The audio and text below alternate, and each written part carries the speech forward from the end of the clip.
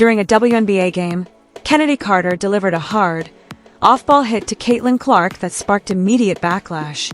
The move appeared intentional, with no clear basketball play involved. Initially ruled a common foul, the incident quickly went viral, drawing strong reactions from fans and analysts. The league later upgraded it to a flagrant one, but Carter faced no ejection or technical, turning a regular game into a major controversy. After taking a hard hit from Kennedy Carter, Caitlin Clark got up without reacting, showing poise under pressure. She didn't complain or retaliate, she just kept playing. That quiet resilience spoke volumes.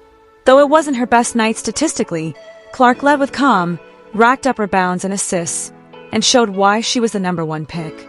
Her toughness ignited her teammates, shifting the game's energy even in a loss.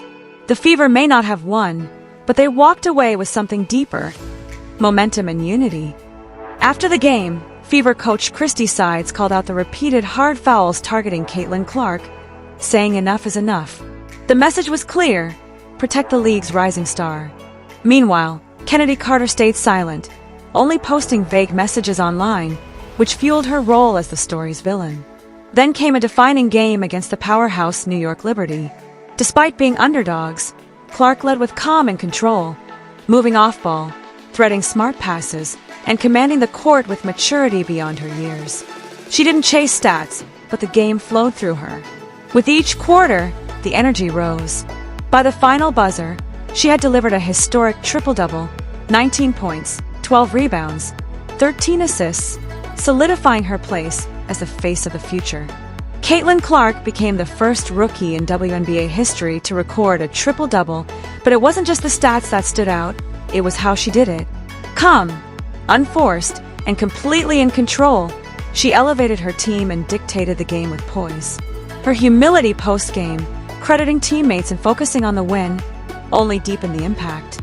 Days later, she followed it up with a dominant 30-point performance against Washington, hitting 7 threes and dissecting the defense with surgical precision. Then came a statement game against Dallas, where every possession mattered. Clark wasn't just scoring, she was orchestrating. With no-look passes, wraparounds, and off-ball movement, she rewrote what control looks like in the WNBA. These weren't just big games, they felt like legacy moments. Stats weren't what she was padding.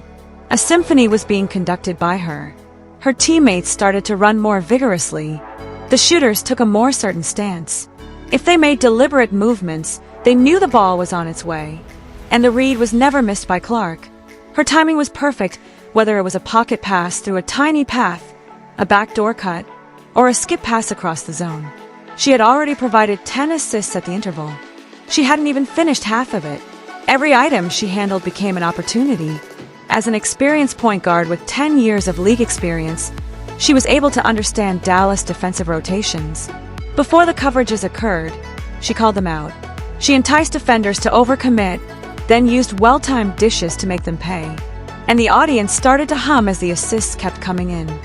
13, then 15, 17. With each dish, the arena was now standing. Each pass seems to be a component of a larger construct. The clamor was deafening as she threaded the bounce pass that would result in her 19th assist of the evening. Clark didn't show off. She makes fun of it. As if it were another play, she gestured to her teammate and jogged back on defense. It wasn't your typical play, though. In a single game, it was the most assists ever recorded by an Indiana Fever player.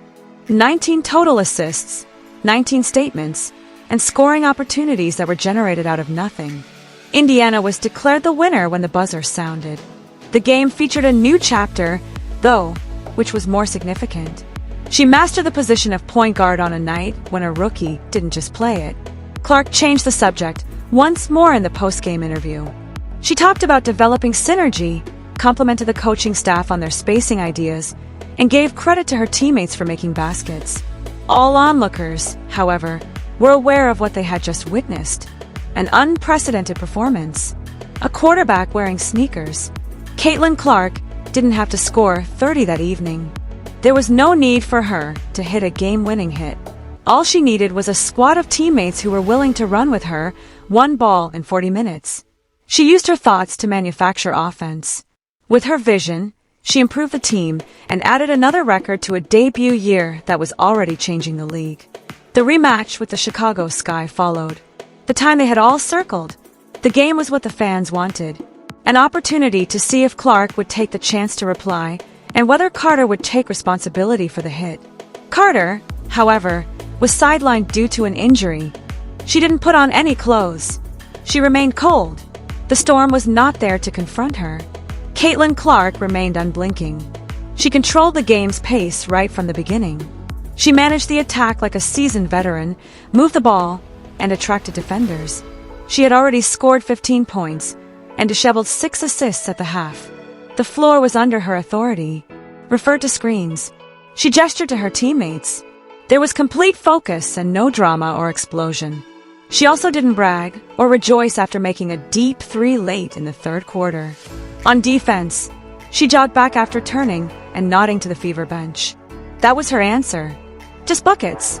No words, no fists. As the 2025 season got underway, Kennedy Carter was still out, but Caitlin Clark was on the rise. She wasn't prepared for the Sky. She was sidelined by injuries, and her name gradually disappeared from the news. Clark became the most talked about athlete in the league, and the player who went viral for knocking him down now watched from the sidelines. Thursday, May 18, 2025, when the Fever play the Chicago Sky in their season opener. Caitlin Clark's performance at the beginning of the season set the tone for the league as well as for her squad. She led a dominant 93-58 victory with 20 points, 10 rebounds, and 10 assists. It was the type of performance that made it clear right away that she had come back stronger, sharper, and better prepared than before. She appeared to have been playing basketball in the middle of the season from the first quarter on. She took her time, planning the attack with cool composure. She made quick, clean passes. She already had a complete vision. Like a seasoned point guard, she directed space in the half court, hit teammates in stride on backdoor cuts, and made outlet passes in transition. She didn't make any effort. She made a clean shot choice. She converted at the free throw line, ducked past opponents on drives, and made 2 3-pointers. She rebounded with the same purpose. She chased down long boards from the perimeter and boxed out guards. Fever had a steady advantage in transition, thanks to her ability to seize the ball and quickly quicken the pace. She was getting close to a triple-double at the end of the third quarter. The audience was glued to the screen, knowing that history was just around the corner.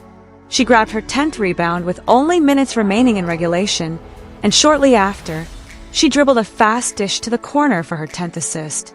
The season began with another triple-double, 20 points, 10 rebounds, and 10 assists.